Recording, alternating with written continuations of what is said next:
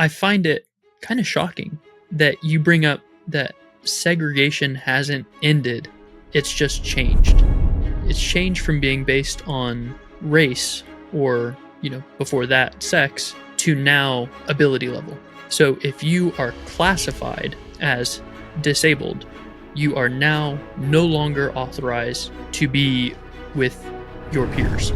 You now have to be in this special place, isolated, and you have to kind of conform to this schedule. I hate the idea where it's like, if one size doesn't fit all, get rid of the size. Like the education system is like, well, we want all special ed classes to be this blanket, but it doesn't work that way. It needs to be tailored to the individual, and you can't get around that. So their idea of, rather than sitting down, focusing and doing the work, is to just get rid of it entirely. I really love that not only have you published this book about the ABCs of Disabilities, which at the very least is introducing people to the fact that there are more than 5 terms associated with disability, but 26! You can fill the whole alphabet with new words that you were previously unaware of. And starting at an early age, educating people about understanding and empathy is vital.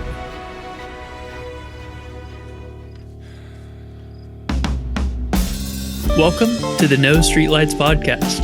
I'm Aaron. And I'm Tim. We're veterans, here to talk about mental health, resilience, and the struggles we face every day. Our goal is to foster kindness through understanding. So, let's take a breath, relax, and be welcome.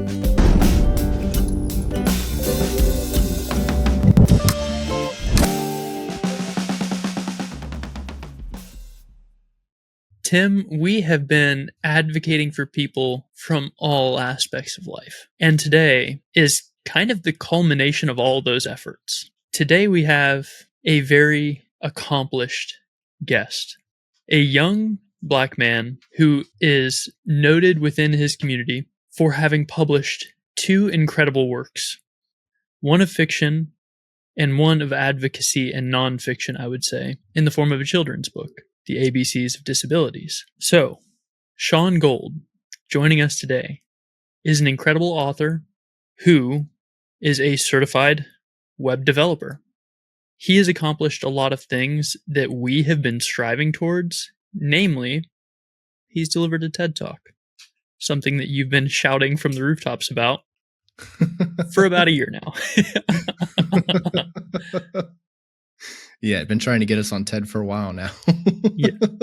So Sean is from St. Louis, Missouri, and we're going to dive into how that's kind of shaped his perspective and work as an advocate and author. Mr. Gold started speaking at the tender young age of 16 when he was flown down to Houston, Texas, and presented at a cerebral palsy conference 2 years back to back. For those who are wondering, that is Sean's principal physical adversity that he works through is a specific form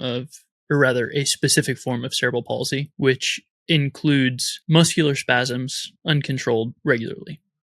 Sean won't be speaking during this interview, as Sean is nonverbal, so we will be Sean's voice, which throughout our work, that has been our goal, is to be a voice for those who need theirs highlighted. So, Sean, welcome to the show. So great to have you here, Sean. Aaron and I have, this has been an episode in the making for a while now. I know our schedules were they weren't lining up properly. I want to highlight a couple things that are written down here in the bio that you had sent us, because you have accolades from there to there. Like, it's insane. You're the president of the disability-owned nonprofit organization, Coalition in Truth and Independence. Aaron had already mentioned that you have 2 books. 2021, you published your debut book, Pure Love, or Is It? In 2023, Sean became the media director of Festability and a board member of St. Louis Publishers Association. You are currently attending UMSL for your bachelor degree in English. And in September 2024, you published your 2nd book, The ABCs of Disabilities. For anybody who is paying attention to all that information I just said there, essentially going back to some of the information Aaron mentioned, Sean started advocacy and public speaking at 16 and hasn't stopped. Every year he has done something incredible. He has pushed the boundaries and found himself in a new place, publishing a new book, continuing his education. Sean, you are a powerhouse. You are amazing. Another thing I want to highlight is Sean's friends are me. They keep telling him to slow down, relax, take a break. Something I bring up in every single business call with Tim. Yeah.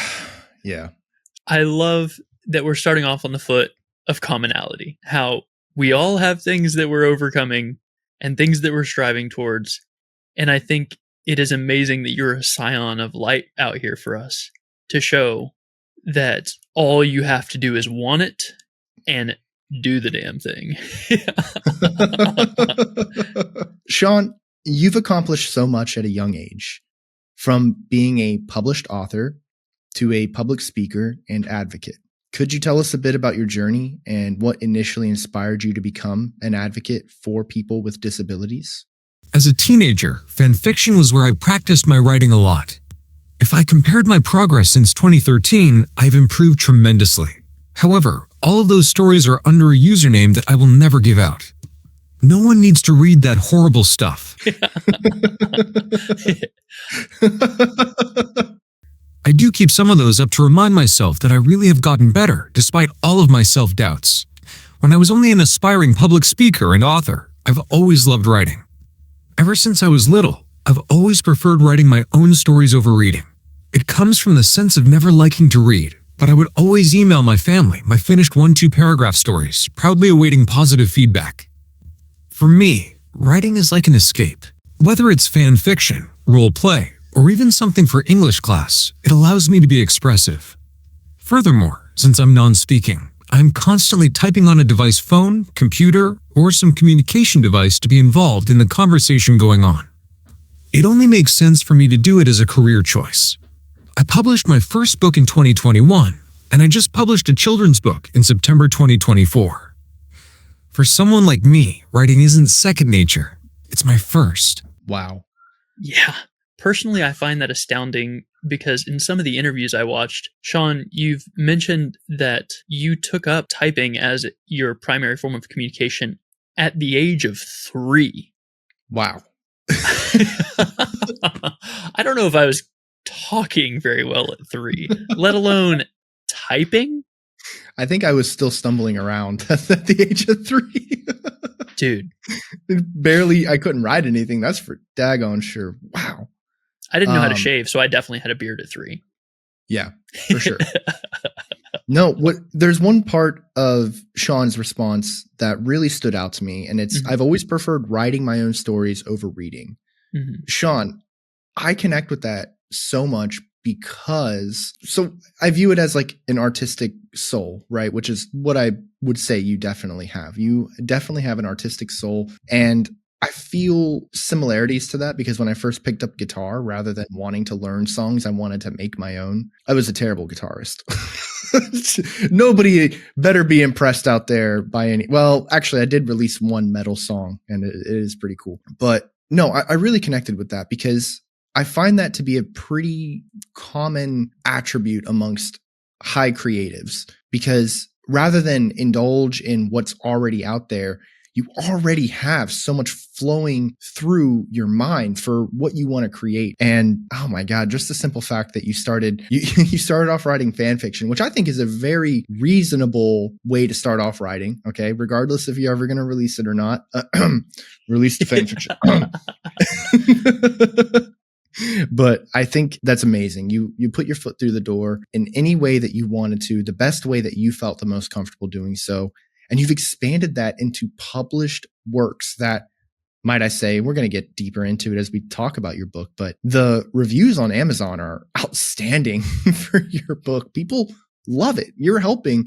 I love how you published a children's book, which I understand you intentionally made it a children's book, but there are people who are saying that it helps adults as well. And truth be told, I don't know if there's a bigger accomplishment than that. Like, I think it was Neil deGrasse Tyson who said that he refuses to teach adults because they're too stuck in their ways.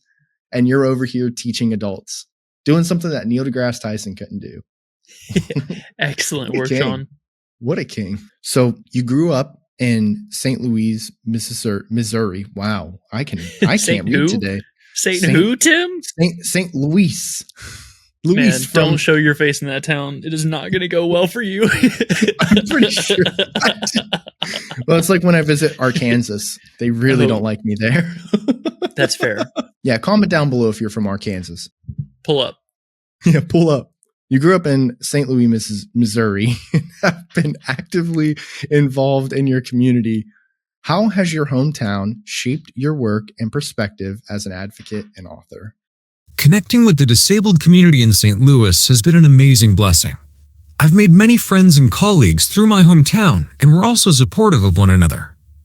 Being a part of CTI, which stands for Coalition in Truth and Independence, Festability, and having many connections at businesses that cater to disabled people such as Paraquat, Starkloff, and the St. Louis Arc has granted me greater opportunities to help me grow and expand my knowledge about how beautiful this group of people around the world are. Also, I've learned so much about my disabled history through. I really love that in several of your episodes, Crippled by Culture, which is also a podcast that Sean runs on all podcasting platforms, you've connected with several advocates throughout the area, including a surrogate partner in St. Louis for the disabled community, which again, these connections that you're making are mind-boggling. I'm very interested to speak in the future with several of our friends because we have subject matter experts in sexual health. And that's something that I think the term that I've heard you use most often is able-bodied people don't consider. Melissa Haidt on our show has talked about how sexuality is a human need, and most people don't consider what wheelchair users and persons with cerebral palsy or muscular dystrophy, how they're getting their needs met. You've said in several interviews and several episodes that it takes you twice as long to accomplish anything that Tim and I would do on a regular basis. So instead of brushing our teeth for 2 minutes a day, it's going to take 4 minutes. Instead of it taking 10 minutes to get ready, it's 20 minutes. So then trying to combat that erotophobia within us and consider how persons with disabilities are getting their sexual needs met is something that is not discussed enough. Yeah, I was definitely digging deeper into the part of the answer that talked about expanding the knowledge about how beautiful this group of people around the world are and learning about disabled history. And I feel like a lot of people, I don't think ignorance is the right word, but more so just lack of, I guess, understanding, not necessarily willfully, but people don't look into the history of certain disabilities or even really spend time with advocacy groups that are, working like CTI, Coalition in Truth and Independence, where their job is advocacy and giving voice to the voiceless. So Sean has replied that even 20 minutes would be very fast for him to be able to get ready. So forget about waking up late. Yeah. Oh gosh. Yeah, no. What I can definitely tell from how well written these are about Sean, your level of Sean, you are a master of your craft, is what Tim is trying to say. Thanks. You can Hopefully tell we're not professional podcasters. Yeah, God, one of these days, maybe. So, Sean, your advocacy has taken you to places like Houston, where you've spoken at conferences, and you've even delivered a TED Talk. Can you tell us more about that? How did that challenge or inspire you? Yeah, I initially began in high school at 16 years old. I was invited down to Texas to speak at a cerebral palsy conference put on by One CP Place. It was a speech, and the following year they wanted me to speak on a team panel about CP. That's when my love of public speaking ignited my passion for it. A few years later, in 2018, I followed TEDx Gateway Arc, now known as TEDx Louis, on Facebook, and I kept seeing their ads for an upcoming audition, and it was free to sign up. A year later, in May 2019, after my 20th birthday, I gave my TED Talk in St. Louis, That's when it turned into a career. Now, I'm partnered with a speakers agency. 20. At 20 years old, you spoke at a TED Talk. When I was 20, I was working at a shoe store. I hadn't even. At that point, I had only recorded a couple YouTube videos that will never be released. I keep them for reference. But T7 for life. Am I right, Aaron? Dude, gang. What was it? T7? Is that what we always used to do? I have no freaking clue, and I would not want to be making hand signs on on the internet.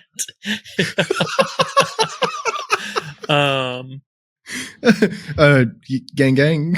Yeah, I was wow getting yelled at in boot camp and A school. Yeah, so yeah, you were. Yeah, incredible though. Like, and don't get me wrong, I don't put a timeline on people coming into themselves, but I do think it's important to highlight when somebody finds their passion at such an early age and being able to turn that into a career. I mean, it's astounding. I mean, that's the best way I can put it. And the single-mindedness of that pursuit from 16 to 20 to have accomplished getting up on that stage, and then just the work you do with your own podcast. Again, bravo. Yeah, we'll have a link down to Sean's TED Talk as well in the description, so all of our listeners can go be astounded by his level of humor that he incorporated into the TED Talk. It was amazing. Yes. And I love too, like, all the people commenting. Like, one of my favorite comments was, Sean, you may not have a voice, but we all heard you loud and clear. And I was like, damn. Yeah. I was like, it's just true though, right? Because what you're speaking about, there's so much passion behind it. And I just highly encourage all of our listeners to go give Sean's TED Talk a listen. And also go check out his YouTube channel, which is called Crippled by Culture. And that does lead us into our next question here. On Crippled by Culture, you've interviewed both disabled and non-disabled people about various intersections of disability. What motivated you to start the series, and what are some of the most powerful moments you've experienced while hosting it? When I realized that it would be best for me to have separate profiles on social media to keep my personal pages from my professional work, I decided that it would be best to go by author Sean Gold, or Sean Gold, author and advocate for Facebook and YouTube. For YouTube specifically, I wanted some kind of interview series, which is how I came up with Crippled by Culture. Crippled by Culture is a YouTube podcast that discusses everything in life and relates it to the disabled and chronically ill community. Celebrating the disability community through education, empowerment, unity, and intersectionality, we strongly hold anti-racist, anti-patriarchy, anti-cis heteronormativity, queer affirming, and absolutely anti-ableist values. I want you to share your experiences with us and the world. Whether you want to talk about music, advocacy, your favorite music genres, medical trauma, or the education system, I will talk to you about your passion from a disability lens. The first season had a wide range of topics, from school accommodations to dancing to human trafficking. I was able to interview Lachai, who is a Black, blind singer and songwriter, and even the former co-host of The Real, Jeannie Mai. The season 2 finale was with another celebrity who's now my friend, Duran Bernard. He's a R&B singer. Josh, who is frequently employed by me, is one of my voice transcribers. I'm astounded by every interview I've seen with you. You've had this huge thing in the middle where you're just picking fights. If you are this, go heck yourself. If you're that, go heck yourself. I am all about that. As Tim well knows, and you're getting to know here and now, Sean. If anyone wants to be a problem for any of my friends, I'm going to identify as a freaking problem. So I am glad that you have taken that stance as well, Sean. Aaron, is that you? You know it's me asking for you to like the video again. Oh, Aaron, but you know I'm going to. Do it. Do it now. Right now? Oh, bravo Zulu, shipmate. You've liked the video. Oh, thanks. What do I get in return? Our undying love and affection. And I will fight one person for you for free. Okay, now that's a good damn deal. I'm not gonna lie. I would subscribe for that. Subscribe. I'll fight for you. Back to the episode, Timmy. And one thing I appreciated in one of your interviews, you talked about how in school, your teachers were always telling you to communicate in shorter bursts, so to speak, instead of being willing to practice patience, and how that's one way that ableism has worked its way into your own identity that you've had to combat, is saying, this is how I communicate, and if you don't have time for that, I don't have time for you. Again, the fact that you've had to be that strong is, what's the word I'm looking for here, Tim? Astounding. Astounding. Incredibly impressive. I would say impressive. One major reason that I don't want to use the term inspirational is something that Sean has talked about previously. Mm-hmm.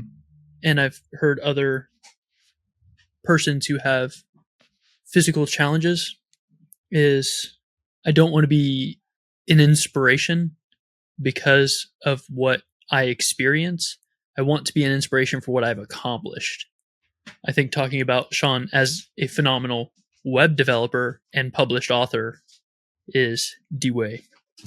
Before we get to our next point, Sean wants to add, and it was good advice for conversations that can't be too long-winded, but to do that every day to make non-disabled people comfortable is unfair to him. Makes sense. Tying into the story you were talking about with the teacher, right? Yeah, and the ableism inherent in most systems. Sean has spoken at length about how going to the doctor's office is a huge pain in the butt. One of the stories that I've heard him tell a couple times is a nurse brought him into the room. He already knew all the questions. He knew the answers. He had been through this because, Sean, I'm sorry to have to say this because it is so obvious. You're a grown-up. Sean is perfectly comfortable and capable of handling his business so long as there aren't additional obstacles being put in his path. Yeah. But in this specific instance, instead of the nurse speaking to you directly, she went back out in the lobby and brought your mother into the room to answer the questions for you, which is why we need to have more education about this. That is, if anyone went and got my mother to answer the questions for me, I better be in a coma. Yeah, I think about a way that I've experienced something kind of similar. And the closest I can come to is living here in Italy. I can't speak Italian. So a lot of the times there's somebody who will translate for me whenever I'm having a conversation. And I've caught myself doing it a couple times, but I end up just talking to the translator instead of to the person. Yeah. Which creates this really confusing way of communicating. And I'm not a fan of it. So during my first couple of months in Italy, I made it kind of a point that even if somebody is translating for me, I will acknowledge, yes, that they are translating, and I will thank them, of course. But when I'm directly communicating with like my landlord who can't speak any English, I'm going to look at him when I'm talking to him.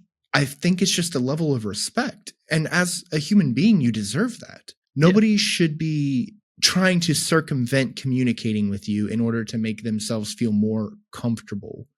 That's not okay. And I don't know why anybody would think that is.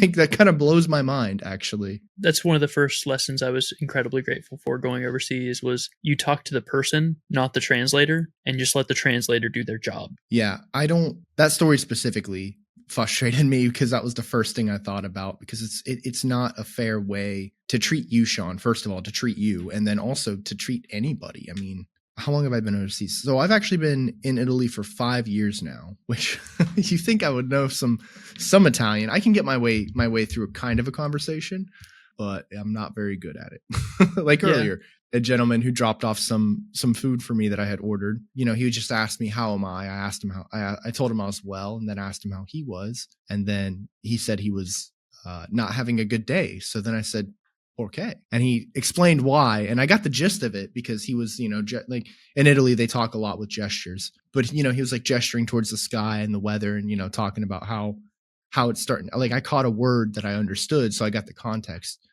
and I was able to understand. But I can't speak Italian well enough to actually respond to what he said. All I can say is mi dispiace, which is I'm sorry. That's about the best I got. Unfortunately, I wish I was much better at it, but I do love being overseas. Yeah, I spent half my career overseas as well, and much shorter billets so that I could see more of the world. But I hear you. For the next question we have here, you've been very vocal about the obstacles faced by people with disabilities. In your TED Talk, you discussed the obstacles of disabilities.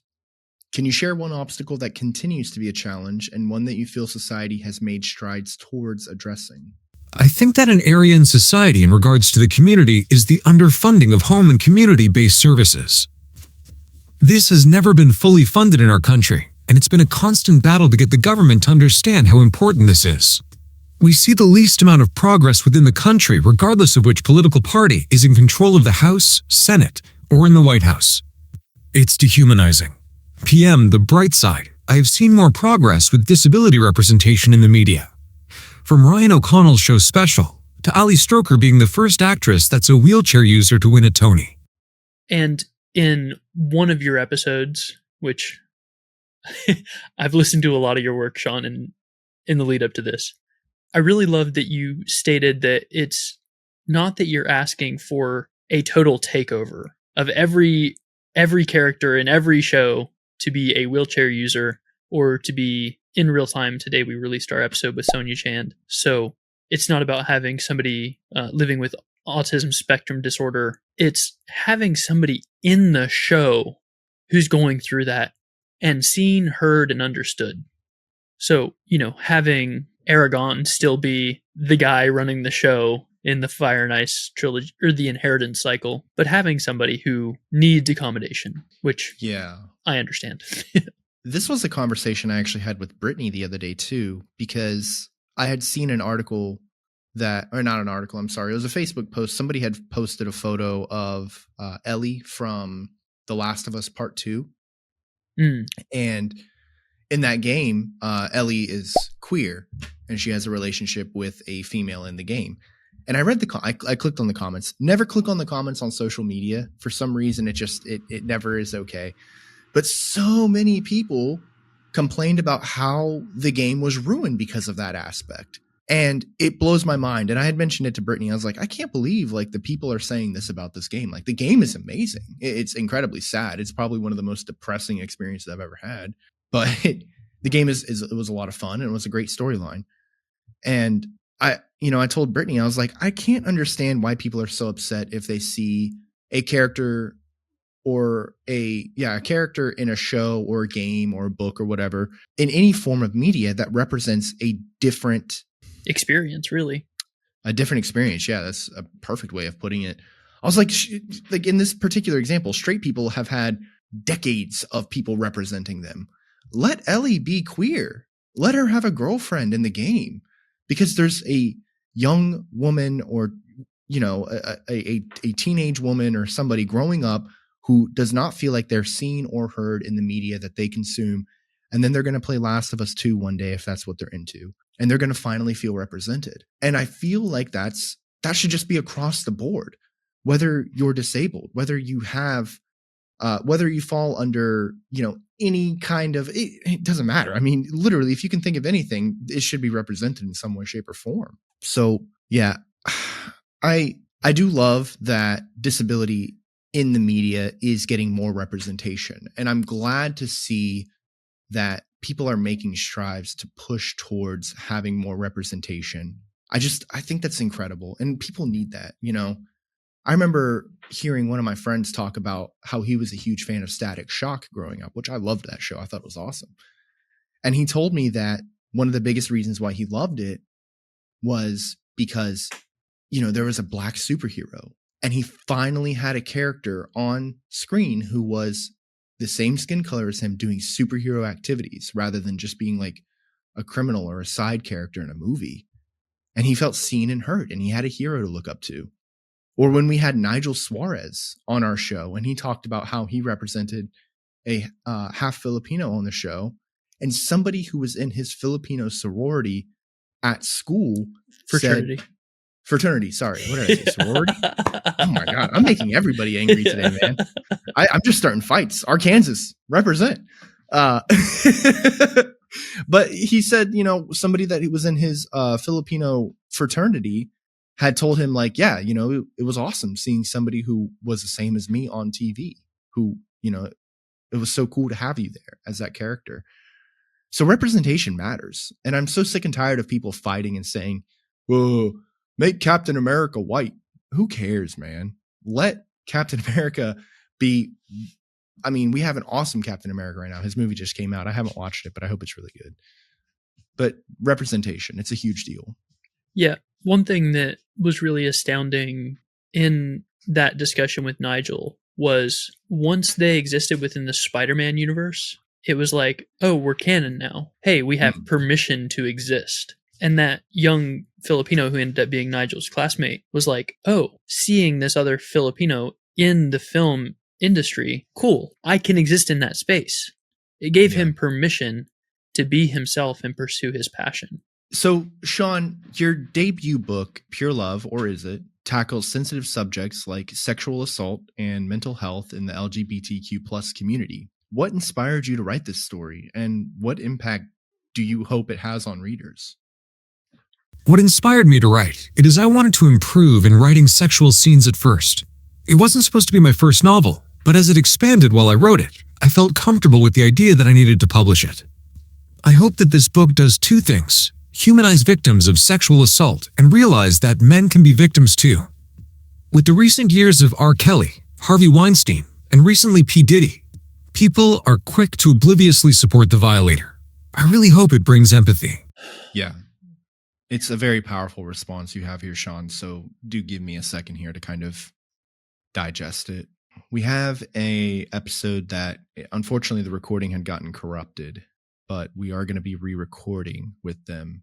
But we have an advocate for military sexual assault, as well as we recently had an episode that came out with Melissa Height, which does have a trigger warning, where we do discuss sexual assault in pretty common terminology, which could, you know, cause people to have triggering episodes. But it is important to understand that it needs to be talked about. These conversations have to happen. They're hard, they're difficult, and a lot of people, they just want to block it from their mind because thinking about it makes them violently ill, which is fair. I don't blame them. Humanizing the victim rather than, you know, just saying that they lied or it wasn't that serious or whatever it could be. Anything other than just simply empathizing with the victim is not okay. And understanding the severity of these actions that horrible, horrible people do to men and women, which is very crucial that you mention that too,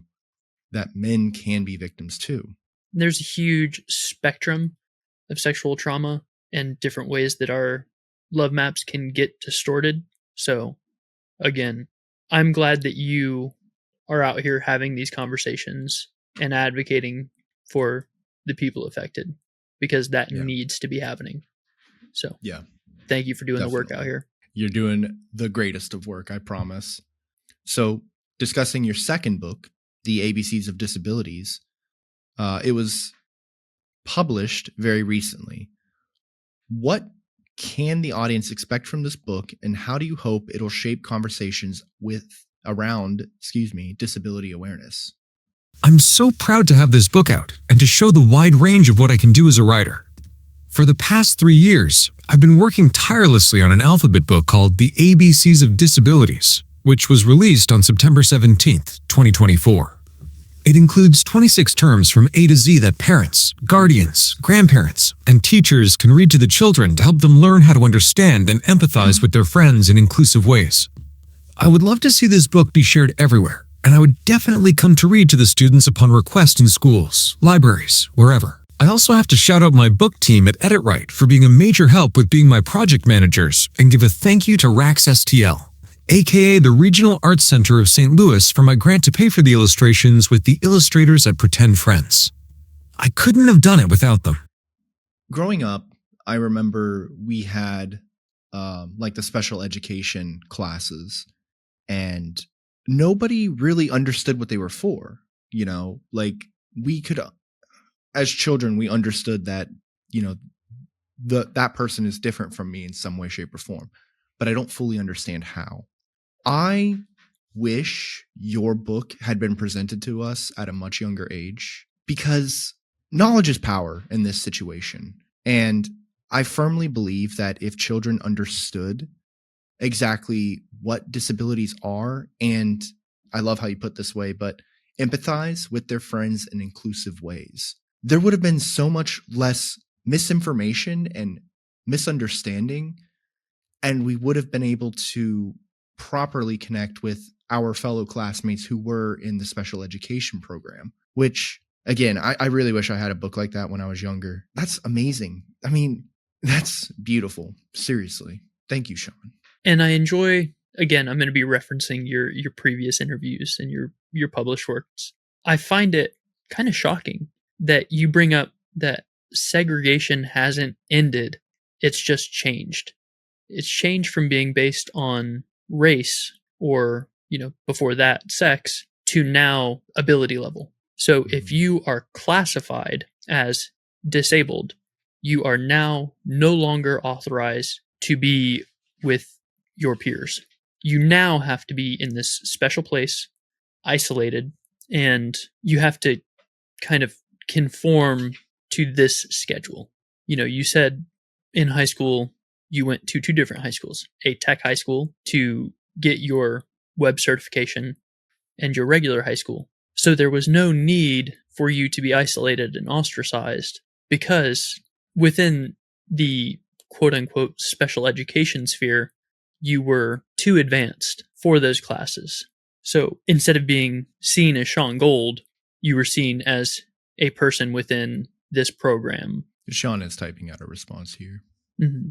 For the audience, my first fight was because somebody on the autism spectrum was being bullied. So 10-year-old Aaron fought 3 mean 12-year-old neighborhood boys and won. This is the call to action. You need to stand up against your neighborhood bullies. 100%.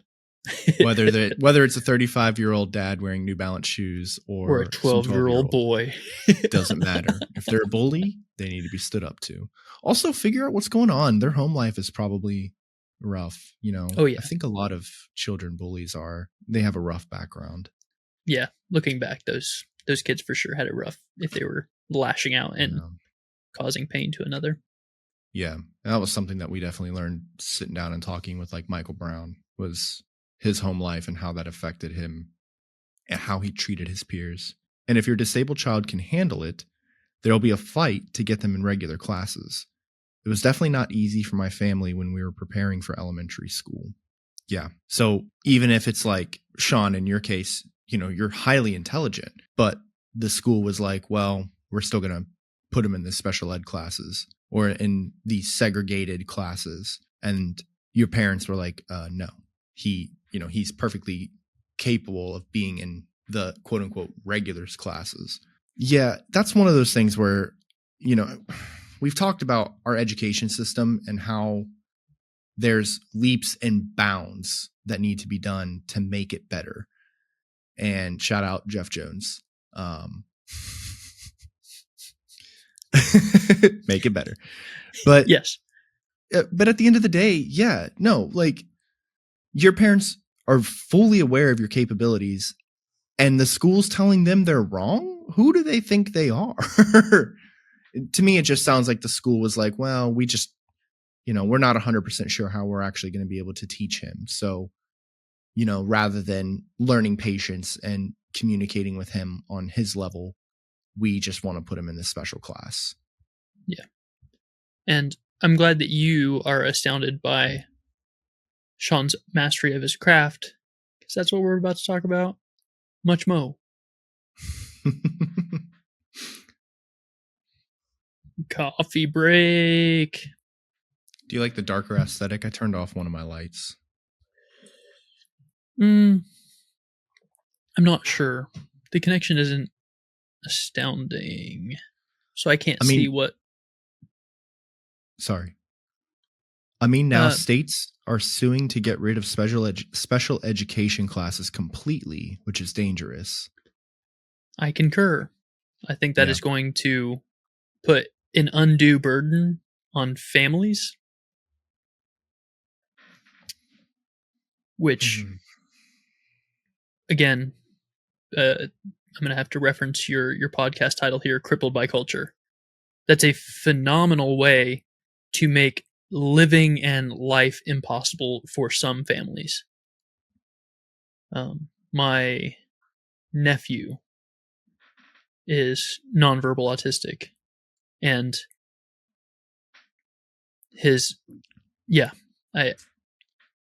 there needs to be a social support system in place for human beings to learn and grow. Yeah. I hate the idea where it's like, if one size doesn't fit all, get rid of the size or get rid of the it. I can't stand that, because like the education system is like, well, we want all special ed classes to be this blanket, but it doesn't work that way. It needs to be tailored to the individual. And you can't get around that. So their idea of, rather than sitting down, focusing and doing the work, is to just get rid of it entirely. Yeah. I think we could talk for hours about how exasperated we are by the education system and how, well, just society in general. You know, I'm so sick and tired of all of these ideas that need to be like, well, it's for the good of the many rather than the good of the few. Like, how about we get our cake and eat it too? We have enough money and economics here to sit down and focus with plenty of very intelligent individuals who can come up with solutions here. Stop pretending like if you can't come up with the idea within 10 minutes, you have to throw the whole idea out. It's so frustrating to me. It's going to get way worse with this new administration, with this next administration. There's no telling what to expect. I am hoping to have emergency / urgent recording with a good friend of ours, Nicholas Brumfield, who's a very intelligent person about how politics, about this current political crisis. Now they're gutting everything with no respect for how that's going to impact everyone, because they're just, we're going to fire everyone. So their only opportunity is to come to the billionaires and take whatever deal they're willing to provide, which is abhorrent. Yeah. And there's been so many programs that have had their funding cut, talking about saving money and stuff. Delete it. Yeah, exactly. Just delete it. And I think it's even getting to the point now where there's people on both sides, regardless of what political affiliation you have, that are saying, okay, this is a little out of hand. This is getting out of pocket, guys. And, we're talking about the education system. That's on the chopping block. They've made it very clear that that's on the chopping block. They're looking at cutting funding. Tell you what, how about you guys just save billions of dollars in paper and stop giving out those stupid end of semester exams or whatever? What was the test we used to take? The West test is the one that West test. Yeah. But it was like, just save money on the paper and stop printing the stupid West test. And let's actually focus on giving people the time in the classrooms they need and giving them the education they need. Tailor it, make it better. Jeff Jones. What up, girl? I don't know. I keep shouting out Jeff Jones. I think he's just on my mind lately. I hope he's okay. He's doing pretty all right. I've spoken to him recently. Anyway, I'm going to send him a message soon. But no, Sean, yeah, I completely agree with you. There's no telling what to expect. I am a person who has to stay hopeful, because I will catastrophize really badly. It's part of my anxiety. So I have to stay hopeful and think that people will, get smart. But I'm We've just been gonna do waiting the a best I long can. time for people to get smart. We've been a real long time. We have, yep. Okay, Sean, you've mentioned that your faith, family, and friends, the triple F, the most important triple F, are incredibly important to you. How have these personal relationships supported and influenced your journey as an advocate, author, and public speaker? They keep me grounded and focused on my goals and dreams. Prayer is the most effective and powerful thing I do every single day. I don't go to online church as much anymore, but my relationship with God has only gotten stronger, especially since I've let go of religion in 2015. My friends are all just a text away, and my longest friendships are online. 15 years, 13 years, and some I met through this pandemic has become my closest friendships. We still haven't met in person, but we talk nearly every single day. Then, of course, I have my high school best friends, and friends I met through disability advocacy groups that get together quite often. Since this pandemic has seemed to be slowed down, we've been able to get together a lot more this past year. Then, of course, my family is everything, and I love spending time together. My niece is now 3 years old, and playing with her is so fun. Children are truly a joy. I really love that not only have you published this book about the ABCs of Disabilities, which at the very least is introducing people to the fact that there are more than 5 terms associated with disability, but 26. You can fill the whole alphabet with new words that you were previously unaware of or didn't know what it truly meant.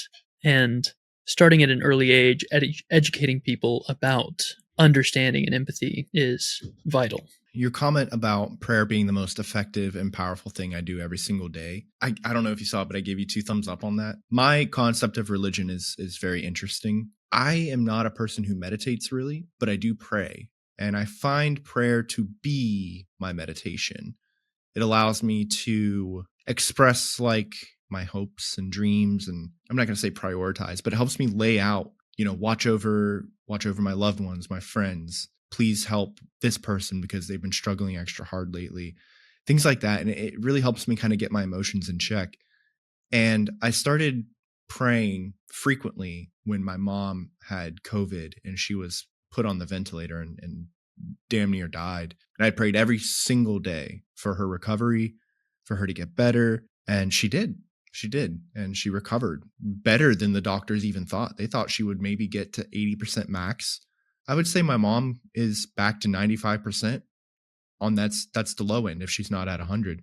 Yeah, I found so much power and I found so much emotional release in prayer.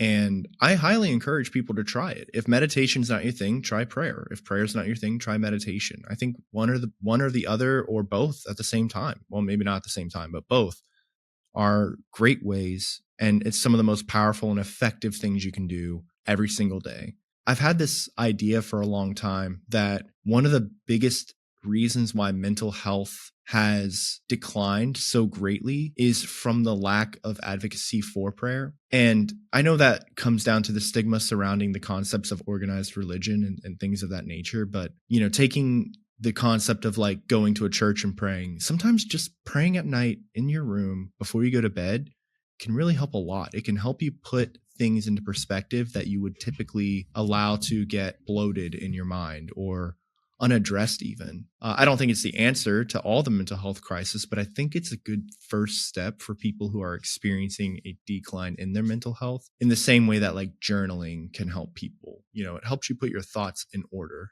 Yeah. At most of the viewings and really critical life events that I've seen recently, if I see someone praying, I go out of my way to thank them because that is truly one of the most powerful things we can do as human beings is to appeal to the higher power or higher powers, depending on your belief structure, for support. Because I also believe we are not alone or we are not in charge. And even if we are, the fact that you are requesting to at least your higher self to be able to attain, achieve, and be supported in your efforts, dude, that's it. Yeah. So Sean, you sent us a message. I also like tarot reading and medium reading. I love having those. So first key thing, I pronounced tarot correctly. So hopefully First time for everything. Hopefully I've redeemed myself from Scarlett's episode. And now we only second have of all- 3 more mispronounced things that people are going to be attacking you for. St. Louise. St. Louis. St. Louis. God. The reason I personally advocate for tarot is that it at least points you in a direction and gets you thinking. I think tarot is a very amazing way to kind of try and figure out what the universe has in store for you. You know, I'm a huge advocate for the universe having a type of plan, even if it isn't always what you want it to be. But I do think the universe has a plan for you. Yeah. And having your tarot reading done can give you perspective on what that plan may be. Aaron, you're right? It gives you like a direction. Oftentimes, even just asking the question, once you've asked it, you know what you want the answer to be. So that in and of itself can help provide clarity in your life. For example, I asked a friend if they wanted to go to Kung Fu one day. And after I asked it, I was like, oh, I hope they say no. I'm so tired. And they did. I love that. Yeah, no, I did recently find this YouTube channel where this guy will do, like, he names his videos things like, this video will find you right before a major change in your life and stuff like that. Mm-hmm. And I subscribed to the channel, but now I'm thinking about it. I probably should unsubscribe from the channel because then I want his videos to organically find me when I'm supposed to find them. Smart. Which is a really interesting business model. But anyway, that doesn't matter. What matters is I talked with Alexa Bremer recently, and she said that she will give me a tarot reading at some point, which I think will be the time when I need the tarot reading. Sean, you also said, I would love to eventually interview mediums on my podcast. Yo. That's one of my goals. I hate how religion vilifies any type of spiritual healing. Yes. Thank you. Yeah, no, there's definitely some awesome, like, spiritually inclined people out there who would be amazing to have as a guest. And yeah, no, I can't. Finding holistic healing and spiritual healing, they're very fascinating and awesome ways that have helped people. So Sean, as an author and public speaker, you use creative writing and storytelling to inspire change. How has your creative process evolved as you've continued to write and speak out about your experience? I've discovered so much about how I love writing fiction, and particularly queer and disabled fiction. Growing up, I thought that my first books would be about my life, and now I'll never do that. My true calling is making up stories from scratch and exploring my creativity, and believe me, I have so many books and series planned. I'd rather tell my story in speeches and keynotes when appropriate to the topic I'm booked for. Being an advocate and writer constantly has me refining my skills to improve them. Whenever I can bring my experiences to my keynotes, I'll gladly include those as life experiences provide. I love that you explore your creativity rather than force yourself to be like, well, I'm an advocate, so I should write about advocacy. But no, you want to. I found this really cool thing. Some writers, when they're writing a story, they have like a rough outline. So they start it. And then for certain points, if they don't know what they want to put there, they'll put like a little parentheses of like insert action scene ? Or something like that. And it allows them to kind of flesh out how they want their story to be and then go back and add the details to get the character they're creating or the emotion that they want to pass through, or these awesome ways that they funnel their creativity to work into their writings. And to me, that sounds like one of the most freeing experiences ever. Like, you can sit there and create worlds. Like, you know, we have a Dune series out there with like 600 books in it that is literally nothing but worlds. Or the Inheritance Cycle that Aaron had mentioned earlier, which was one of my favorite book series growing up. And I would not call myself a writer by any means, but I love writing. And I used to do it in my downtime a lot, especially when I was on the ship and we were out to sea. And I just found myself like exploring these ideas and concepts that I thought were really fascinating, really cool. So I think that's incredible. I mean, I can't wait to see the books and series that you have planned, Sean, because I'm such a sucker for books. I really am. I'm a sucker for good writing too. So there's a trilogy that I propose to everyone I meet, and it's the Mist trilogy by Rand and Robin Miller with David Wingrove. Have you read that, Sean? I would really, really recommend it. I'm not going to get into it, but that's my book recommendation. If you are a creative, this book series is going to crack your egg wide open. I'm a huge fan of R.A. Salvatore's work personally, but that's because I'm a huge Dungeons and Dragons nerd, so I can't help myself. Dungeons and Dragons, being a dungeon master, was one of my first outlets of creativity that I actually got to express. And it felt so freeing that it made me want to continue in being a creative in any way, shape, or form, however I could create. How has being non-speaking from a young age shaped your experience of communication, and what advice do you have for others who face similar adversities? Being non-speaking has its blessings and challenges as one can imagine, but overall I love it. When I was younger, I used communication devices, and by high school I preferred my phone. My advice is to find the best way to communicate for you and your comfort level and stick to it. Don't let others dictate what you should use since they're experts, when only you know what feels the most natural. That's one thing that's been coming up again and again throughout this conversation. You know what you need. Advocate for that, or find those who are willing to fight for what you need. Yeah, definitely a commonality. And so I think there's a lot of beauty to this too. Talking about individuals who are non-speaking, I think one of the strongest skills that people are severely lacking in is their communication skill. I think it's a huge boon whenever people have practiced their communication skills. Like, as an example, my wife and I, before we actually ever met in person, we only ever talked over the phone for about a year. So by the time we actually met, our communication was pretty down packed. Like, we had a lot of skill there. I'm noticing that seems to be a failing point for a lot of people.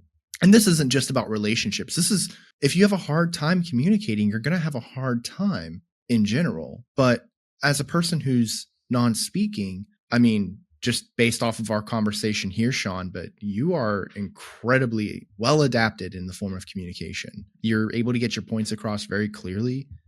And I think a lot of people can learn from that. Intentional communication is what I've witnessed. Yes. And I think that's amazing. I also love that you talk about how you know what feels most natural, because as a person who has highly adapted and mastered the skill of communication, you know how to communicate. Somebody who doesn't have that same skill shouldn't be telling you what is best for you. If you don't respect my man's Sean, I'm going to identify as a problem. Said it before, I'll say it again. Pull up. No Streetlights Podcast Road. We should have our own street, actually. No Streetlight NSLP Street. way. Yeah, NSLP Way. Oh, I like that, actually. Yeah, welcome to NSLP Way. Our house is 222. Pull up. Yeah. So speaking about intentional communication. Yeah. Sean, you've been public speaking since the age of 16 and have given numerous talks since then. How do you prepare for each talk, and what's the most rewarding aspect of sharing your message with others? I write my speech on a Google document, and then I transfer it to a program called Text Aloud. It then renders it into a MEP3 file. If it's an in-person event, I email the file, and if it's a video, I record my face to match the audio and edit it together. I will then upload it to YouTube and email the link. I think that's a very effective way in order to communicate. Again, intentional communication, and you've mastered it. Nobody should ever tell you how they want you to communicate with them. It's super straightforward, and people have even asked us how the heck we do our podcast, because Tim's in Italy, I'm on the East Coast. Whenever you're faced with a challenge, you just overcome it. Yeah. That's it. It's It's true. not like, oh no, there's an obstacle, I guess I gotta quit. Yeah. As Aristotle said, you're the person who's overcome every obstacle in your life. Just keep doing it. So, Sean, you've taken on leadership roles, including your presidency of the Coalition in Truth and Independence. What did you learn from leading a disability-owned nonprofit, and how did it shape your vision for future advocacy work? I learned about my history and how far my community has come. I didn't know anything about disabled history such as Judy Heumann or Brad Lomax. History isn't just whitewashed, but it's also non-disabled or able-bodied washed. I just found out in the last year that Harriet Tubman developed epilepsy in her life, so it's always more to learn and teach on. I think my first major celebrity that I knew who had I would call it a disabling condition was Michael J. Fox with Parkinson's, and how it had gotten to the point where he no longer does acting, but he spends all of his time advocating, spreading awareness, and collecting money to help with Parkinson's research, which I think is amazing. But I think that was my first introduction to it, to any kind of disabling condition. First of all, I didn't know Harriet Tubman had epilepsy that she developed later in her life. I didn't know that. I'll be honest with you. I never really knew too much about the disabled history. So I do agree with you. Yeah, it's not just whitewashed. It's non-disabled or able-bodied washed. And it makes me want to look more into it, because I guarantee you there's famous historical figures, Franklin Delano Roosevelt. FDR. Yep. Yeah. I also know about him. But no, I want to know more about the history. So Sean, as you look ahead to the future, what are your goals both personally and professionally? Here on the No Streetlights podcast, it's not just simply talking about, mental health and resiliency, but also about growth. That's one of our key things that we have in our show title now. So where do you see your advocacy and creative projects going in the next 5 years? More speeches, more books, and hopefully traveling for speaking engagements. You can request me through Collective Speakers. I do virtual and in person locally for now. Hoping to travel in the future, as I'm unable to at the moment. Yeah. Talking about more books, more speeches. I can't wait to see the rest of the books that you have that you're getting ready to put together and publish out. Oh my God. The series, Tim's. Yeah. The series he has in mind.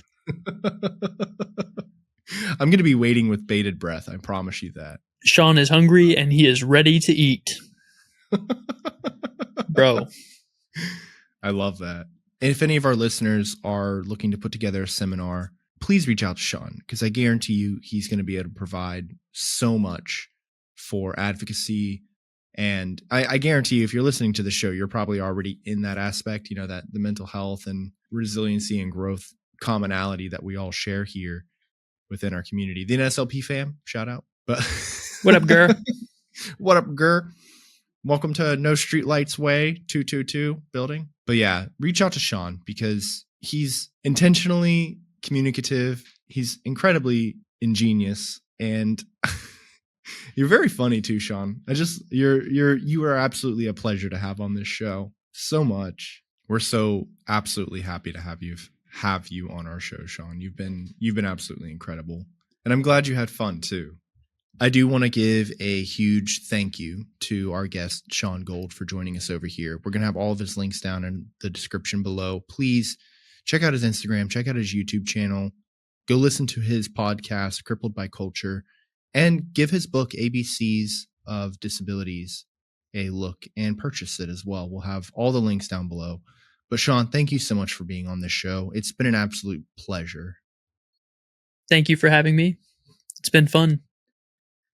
And Sean, I want to thank you for all the advice that you are going to give us moving forward about how the heck we even do this thing. I do also want to give a huge thank you to all of our listeners. What matters is that you guys show up every week and you give our show a listen. So I can't express how grateful I am for that. You guys are awesome. So thank you so much. Thank you to all of our Patreon members. I want to give a massive shout out to our top supporters at time of recording, Eric Spears and Jason Grooms. You guys freaking rock.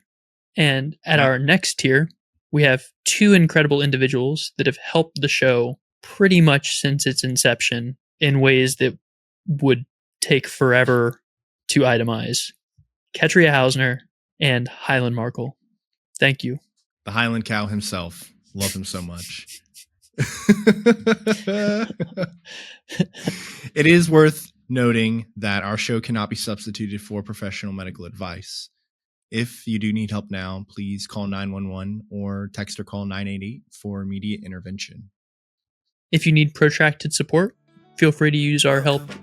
If you need protracted support, feel free to use our code over on betterhelp.com/NSLP. Gets you 10% off your first month while getting the help you deserve. As always, be good to yourselves and each other. We love you. Peace. When we open our minds, so take a breath, you're right on time. No street lights, but we're finding our way. In the dark, but we've got something to say. Lessons learned and stories untold. Come on.